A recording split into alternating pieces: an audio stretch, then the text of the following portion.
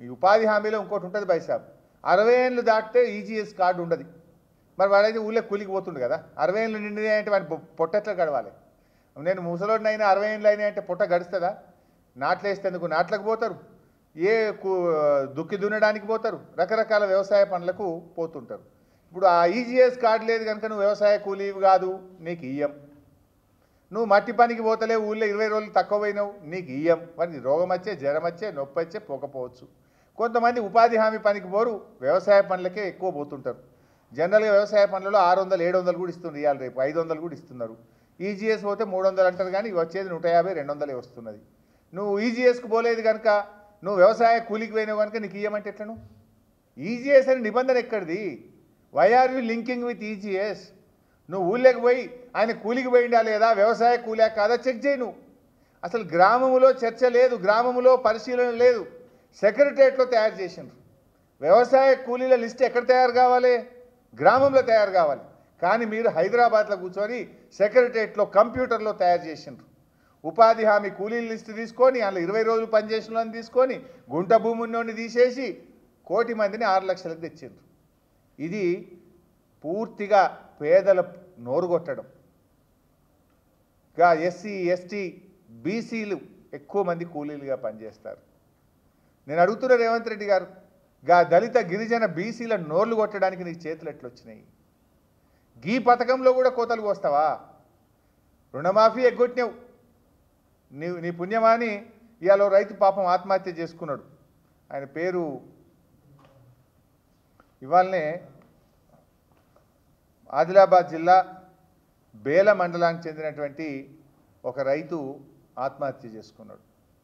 నిజంగా అది రేవంత్ రెడ్డి ప్రభుత్వం యొక్క హత్య. అది రేవంత్ ప్రభుత్వం చేసిన హత్య. అది నిజంగా నువ్వు రుణమాఫీ చేసి ఉంటే ఆ రైతు ఎందుకు చనిపోతుండే అని నేను ఈరోజు అడుగుతా ఉన్నా.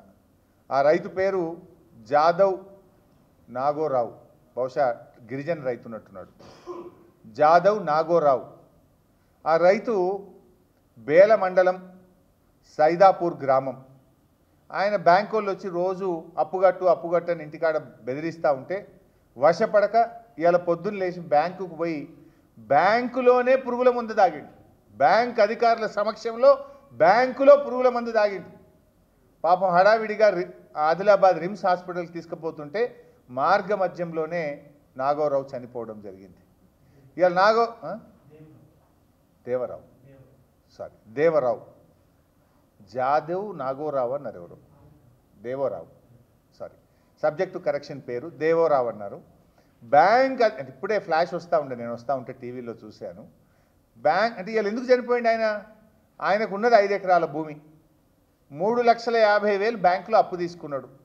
రేవంత్ రెడ్డి చెప్పినట్టు 2 లక్షల మాఫీ చేస్తే ఇవాళ ఆ బేల మండల రైతు ఆత్మహత్య చేసుకునే పరిస్థితి వస్తుందా? ఈ రైతును చంపింది ఇవాళ కాంగ్రెస్ పార్టీ. ఇలాంటి ఎంతోమంది రైతులు ఇవాళ ఆత్మహత్యలు చేసుకుంటున్నారు. పైగా ముఖ్యమంత్రి అంటాడు రుణమాఫీ అయిపోయింది అంటున్నాడు. మరి నాగోరావుకు 3,50,000 అప్పు ఎందుకున్నది? రుణమాఫీ అయిపోతే ఎందుకు నాగోరావు ఇవాళ బ్యాంకుల వైపు పురుగుల మందు తాగాల్సిన పరిస్థితి వచ్చింది? అంటే ఈ ప్రభుత్వం రుణమాఫీ విషయంలో ప్రజల్ని మోసం చేసింది, రైతు భరోసా విషయంలో ప్రజల్ని మోసం చేసింది, వ్యవసాయ కూలీల విషయంలో ఇప్పుడు 1 కోటి మందికి ఇచ్చే చోట 6 లక్షల మందికి ఇచ్చి మోసం చేస్తున్నారు. చివరికి రేషన్ కార్డులు ఇవ్వండి అంటే రేషన్ కార్డులు కూడా ఇవ్వకుండా పేదల ఉసురు పోసుకునే ప్రయత్నం ఇవాళ వీళ్ళు చేయడం అనేటువంటిది చాలా దుర్మార్గమైనటువంటిది.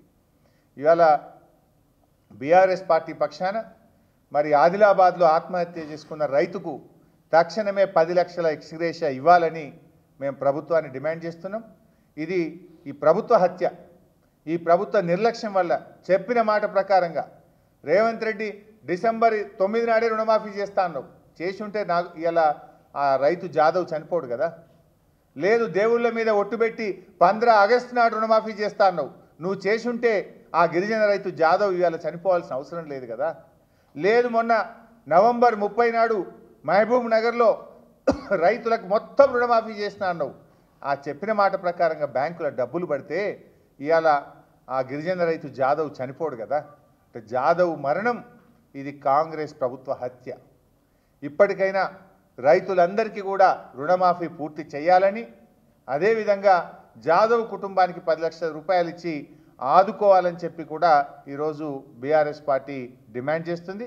మేము అవసరమైతే ఆదిలాబాద్కు మా పార్టీ పక్షాన ఒక బృందం కూడా వెళ్ళి ఆ కుటుంబానికి ధైర్యం ఇచ్చి ఆర్థిక సహాయాన్ని కూడా బీఆర్ఎస్ పార్టీ అందిస్తుంది. ఇది రెండవది. ఇక మూడవది వ్యవసాయ కూలీలు. ఇప్పుడే కూలీలదే మాట్లాడుతున్నాం. మొదటిది రేషన్ కార్డులు, రెండవది వ్యవసాయ కూలీలు. ఒకటేమో ఇట్లా కొత్త పెట్టిండ్రు, మూడోది సెంటు భూమి ఉంటే కూడా ఏమో అంటారు. వెనకట ఎస్సీలకు, ఎస్టీలకు, బీసీలకు గవర్నమెంట్ ఒక ఎకరం అసైన్ చేసింది. ఆ ఎకరం తాతల నుంచి తండ్రులు, తండ్రుల నుంచి మనమలకు వచ్చే వరకు 5 గుంటలు వచ్చింది. అది అసైన్డ్ భూమి. 5 గుంటలు ఉంటుంది, అందులో ఏం పంట పండుతుందా బత్తడా. నీకు 5 గుంటలు ఉన్నది, నీకు రైతు బంద్ వస్తుంది కనుక నీకు వ్యవసాయ కూలీల కింద నువ్వు రావు అంటున్నారు. 5 గుంటలు ఉంటే ఏం రైతు బంద్ వస్తుంది పైసా? నువ్వు చెప్పిన 6,000 ప్రకారంగా 750 రూపాయలు వస్తుంది. 750 ఇస్తా 12,000 ఎగబెడతా అంటుండ్రు రేవంత్ రెడ్డి. అంటే ఎకరం లోపు భూమి ఉన్న వాళ్ళందరికీ కూడా ఈ వ్యవసాయ కూలీల కింద ఇచ్చే ఆత్మీయ భరోసాను అందించాలని బీఆర్ఎస్ పార్టీ డిమాండ్ చేస్తుంది. అండ్ వ్యవసాయ కూలీలను హైదరాబాద్లో కాదు, గ్రామ సచివాలయంలో, గ్రామ సభలో నిర్ణయించండి, గ్రామ ప్రజల మధ్య నిర్ణయించండి. ఉపాధి హామీతో డీలింక్ చేసి, ఉపాధి హామీతో సంబంధం లేకుండా అతను కూలీయా కాదా, అతను కూలికి పోతుండా లేదా చూడండి. నిజంగా కూలీ అయితే వాళ్ళందరినీ వ్యవసాయ కూలీలుగా గుర్తించాలని చెప్పి బీఆర్ఎస్ డిమాండ్ చేస్తుంది. ఇలా హమాలీలు ఉంటారు బై ఊర్లల్లో. పంట పండినాక ఆ హమాలీలు వడ్ల సంచుల్ని మోసి తూకం పెడుతుంటారు, లారీల్లో ఎక్కిస్తుంటారు, గోడౌన్లో దించుతుంటారు. వాళ్ళు కూడా వ్యవసాయ కూలీలే కదా, భూమి లేని కూలీలే కదా. హమాలీలకు కూడా ఇస్తలేవు నువ్వు, ఇలా హమాలీలో పెడతలేవు, ఈజీఎస్తో లింక్ పెడతావు, గుంట భూమి ఉంటే ఇయ్య అంటావు. అంటే ఇది కూడా చాలా దుర్మార్గమైనటువంటిది. ఈ వ్యవసాయ కూలీలందరికీ కూడా మరి 1 కోటి మంది కూలీలు ఉన్నారు, వారందరికీ కూడా ఇచ్చిన మాట ప్రకారంగా ఈ ఆత్మీయ భరోసాను వర్తింపజేయాలని చెప్పి కూడా బీఆర్ఎస్ పార్టీ డిమాండ్ చేస్తుంది. ఇంకా చాలా ఇష్యూస్ ఉన్నాయి భాయ్ సాబ్, ఇక లింక్ పెడితే మళ్ళా ఇబ్బంది అవుతుందేమో. ఇంకోటి కూడా ఉంది ఇలా వ్యవసాయ కూలీల్లో. పట్టణ ప్రాంతాల్లో కూడా ఈ మధ్య కొత్త మున్సిపాలిటీలు చేసిండ్రు మన అసెంబ్లీలో, వాళ్ళందరినీ తీసి పడేసిండ్రు. ఎక్కడ మున్సిపాలిటీ అయితే అక్కడ ఉపాధి హామీ పోతుంది. ఉపాధి హామీతో లింకు పెట్టినవి కనుక వాళ్ళు వ్యవసాయ కూలీలు కాదంటారు. ఇప్పుడు నా సిద్దిపేట పట్టణం ఉంది, ఆడ కూడా భూములు ఉంటాయి, ఆడ కూడా ఇవాళ కూడా వ్యవసాయం చేస్తున్నారు. పట్టణం అయితే మాత్రం భూమి ఉండద్దా, వ్యవసాయం చేయొద్దా? అది పట్టణం కావడం వల్ల ఉపాధి హామీ ఉండదు, ఉపాధి హామీ లేదు కనుక నువ్వు వ్యవసాయ కూలీ కాదంటుండు రేవంత్ రెడ్డి. సో దాన్ని కూడా గుర్తించి వారిని కూడా వ్యవసాయ కూలీల కింద పరిగణలోకి తీసుకొని వారికి కూడా ఇవ్వాలని చెప్పి ఈరోజు మేము డిమాండ్ చేస్తూ ఉన్నాం. హౌసింగ్లో కూడా ఎస్సీ ఎస్టీలకు వీళ్ళు 6 లక్షలు ఇస్తాము, 1 లక్ష రూపాయలు అదనంగా ఇస్తామని ఆ రోజు మాట ఇచ్చారు. కానీ వీళ్ళు కేవలం ఇప్పుడు 5 లక్షల రూపాయలే అంటున్నారు. మీ మేనిఫెస్టోలో చెప్పిన దాని ప్రకారంగా ఎస్సీ ఎస్టీలకు తక్షణమే వీళ్ళు 6 లక్షల రూపాయలు పేదలకు ఇల్లు కట్టుకోవడానికి ఇవ్వాలి. అండ్ వాళ్ళకి ముందు ఇవ్వాలి, ఎందుకంటే వాళ్ళ దగ్గర డబ్బు ఉండదు. నువ్వు బేస్మెంట్ కట్టినాక బిల్లు వేస్తా అంటే వాళ్ళు కట్టుకోలేరు. అందుకే కేసీఆర్ కట్టిన డబుల్ బెడ్రూమ్ ఇల్లు ఇచ్చిండు. మీరు ఎస్సీ ఎస్టీలకు ముందుగానే ఒక కిస్తీ ఇచ్చి వాళ్ళు కట్టుకునే విధంగా ఫెసిలిటేట్ చేయాలి. మేనిఫెస్టోలో చెప్పినట్టు 1 లక్ష రూపాయలు ఇవ్వాలని చెప్పి కూడా మేము ఈరోజు ప్రభుత్వాన్ని డిమాండ్ చేస్తూ ఉన్నాం. ఇంక ఈ రేవంత్ రెడ్డి ఈ అందానికి ఢిల్లీకి పోయి చెప్తుండే, ఇంకా మేము ఏదో చాలా చేసినాం, తెలంగాణలో ఇచ్చిన మా హామీలన్నీ అమలు చేసినాం. ఢిల్లీలో ఈయన మహారాష్ట్రలో పోయి చెప్తే తన్నుడు తండ్రి మహారాష్ట్రలో ఎల్లెలకి పడరు కాంగ్రెస్ పార్టీ. మహారాష్ట్రలో పోయి కూడా ప్రచారం చేసిరు కాంగ్రెస్ వాళ్ళు. మేము ఇక్కడ చాలా అమలు చేసినామంటే మహారాష్ట్ర ప్రజలు గట్టిగా గుణపాఠం చెప్పిండ్రు. ఇంకా ఢిల్లీకి పోయిండు, ఢిల్లీలో పోయి అన్నీ చేసి ఏం చేసినావు నాయన? మహాలక్ష్మి 2,500 ఎగబెట్టినావు, చేయూత 4,000 ఎగబెట్టినావు, తూతూ మంత్రంగా నువ్వు ఏదో అన్నట్టు అర గ్యారంటీ అమలు చేసినావు. 6 గ్యారంటీలు కాదు, అర గ్యారంటీ నువ్వు అమలు చేసినావు. ఇంకా ఢిల్లీకి పోయి అన్నీ చేసినాం, ఇక ఢిల్లీలో అధికారంలోకి వస్తే చేస్తా అంటున్నావు. నువ్వు చెయ్యని దాన్ని చేస్తా అంటే ఢిల్లీ ప్రజలేం అమాయకులు కాదు. ఢిల్లీ ప్రజలు గూగుల్లో సెర్చ్ చేస్తే నువ్వు మహాలక్ష్మి ఇచ్చినవా లేదా, నువ్వు చేయూతను ఎగబెట్టినవా లేదా, రుణమాఫీ ఎట్లా ఎగ్గొట్టినావో ఢిల్లీ ప్రజలు ఇట్లనే గ్రహిస్తారు. తప్పకుండా ఆడ కూడా గుణపాఠం చెప్తారు. ఎందుకంటే నువ్వు నిరుద్యోగులను కూడా మోసం చేసినావు. 2 లక్షల ఉద్యోగాలను నువ్వు యాడిచ్చినావు. నువ్వు ఇంకా ఢిల్లీలో పోయి చెప్తుండు 50,000 ఇచ్చినాడు, యాడిచ్చినావు? నువ్వు ఇచ్చింది 6,000, 50,000 కాదు. నీ కాంగ్రెస్ ప్రభుత్వం వచ్చినాక నోటిఫికేషన్ ఇచ్చి నువ్వు ఇచ్చిన ఉద్యోగాలు 6,000 మాత్రమే. మిగతా 44,000 బీఆర్ఎస్ గవర్నమెంట్లో నోటిఫికేషన్ ఇచ్చి పరీక్ష పెట్టి ఫలితాలు ఇచ్చి వాళ్ళకు ఫిజికల్ టెస్ట్ చేసి అన్నీ చేసినాం మేము. కేవలం ఎలక్షన్ కోడ్ వల్ల లీగల్ ఇష్యూస్ వల్ల కొన్ని ఆగినాయి. అవి నువ్వు ఇచ్చినావు తప్ప నువ్వు మొదటి సంవత్సరంలో 2 లక్షల ఉద్యోగాలు అన్నావు, మోసం చేసినావు. నిరుద్యోగ భృతి 5,000 అన్నావు, మోసం చేసినావు.